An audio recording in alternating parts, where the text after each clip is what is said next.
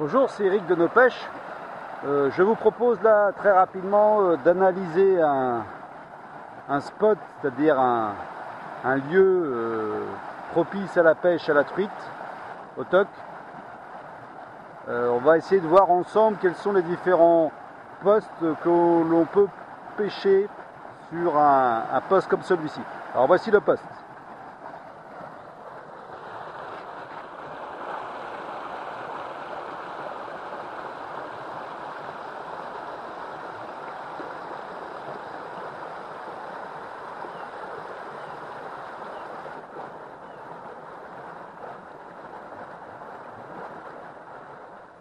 Bien, analysons maintenant ce poste de pêche.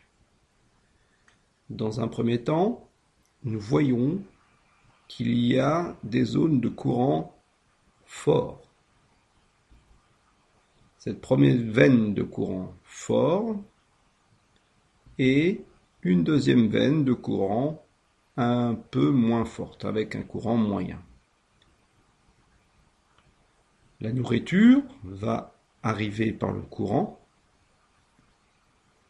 et les poissons, les truites, vont se positionner plutôt sur le bord de ce courant, sur le côté de ce courant, en attente.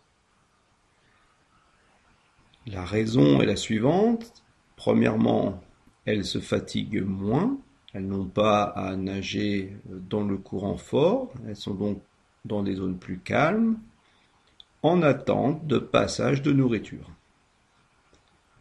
Et donc, à partir de ces zones de courant fort, on va avoir des zones de calme, comme on dit, ou de courant plus calme.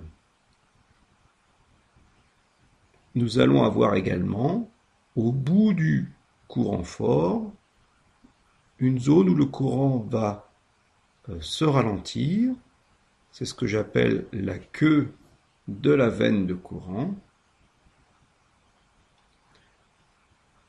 qui est dans la continuité du courant, mais avec moins de puissance. Alors, qu'allons-nous pêcher? Eh bien, les truites vont donc se positionner essentiellement dans les zones de calme. On aura donc plus de chances d'attraper une truite dans ces zones de calme, c'est-à-dire donc sur le côté du courant, sur le côté de la veine de courant.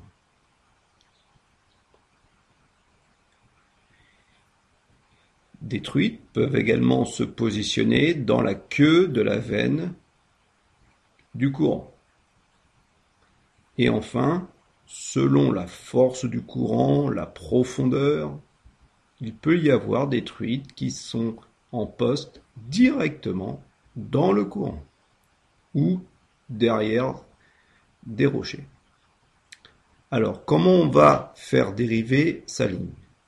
Eh bien, en priorité, on va chercher les poissons qui sont dans les zones de calme. On va essayer de faire dériver son appât à la limite du courant et de la zone de calme. Et ensuite, directement, essayer de faire dériver ou animer, par des petits à-coups, son appât dans la zone de calme. En effet, s'il y a beaucoup de fond, dans la zone de calme, on peut avoir ce qu'on appelle des trous, c'est-à-dire des grandes profondeurs, dans lesquelles sont souvent positionnées des grosses truites.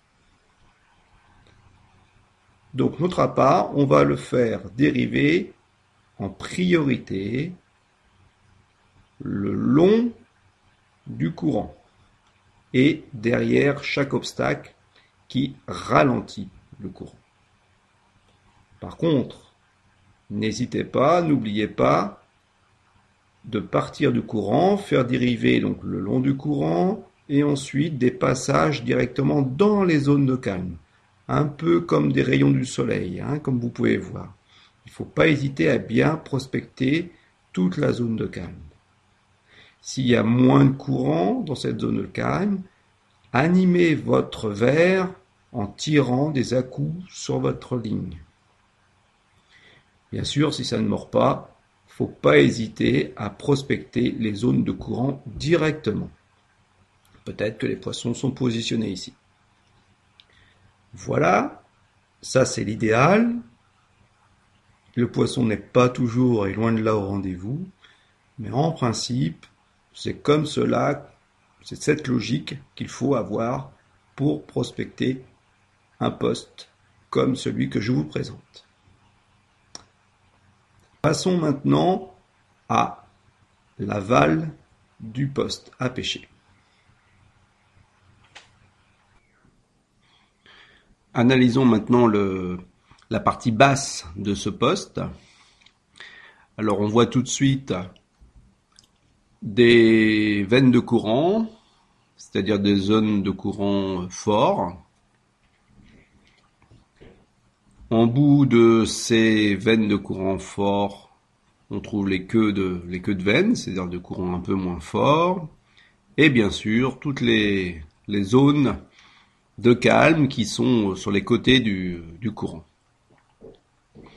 Donc on aura la même logique de pêche, c'est-à-dire on va éviter dans un premier temps de pêcher directement dans la veine de courant, c'est-à-dire dans le courant fort.